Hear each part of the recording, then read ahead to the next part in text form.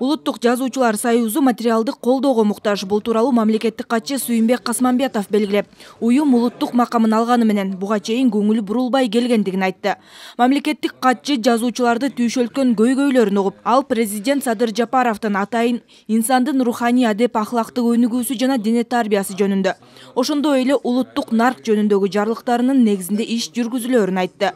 Жазуучулардын башын бириктирген уюм 1934-жылы уюшулуп, 2004 жылдан бери улуттук макамына ээ. Учурда жазуучулар союзунун 600дөй мүчөсү бар. Анда проза, поэзия, драма, котормо, адабий сын, балдар адабияты, жаштар чыгармачылыгы боюнча секциялар иш алып барат. Эмдигиче чеке жылытарлык көңүл бурулбайт. Эмдигиче.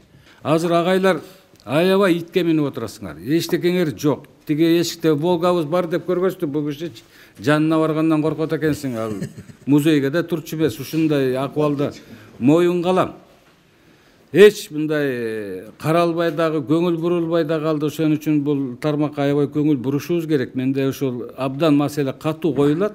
Биздин президентибиз Садыр Нуркожоевич Жапаровго ал кишиге да мен айттым, бүгүн агалар менен барып жолугуп келем, көйгөйүм барып жазып келем. Кандай ыкчам чече турган деп. Буюрса чукуларда жанагы неме кездер чечилгени турат имаратыңар. Жалпы булактан каржылоо болбош керек. Бул жазуучулар союзунун өзүнүн кеңешинин негизинде гана ошондон акча бөлүнүп туруш керек деген иш аракеттерге барган атабыз да.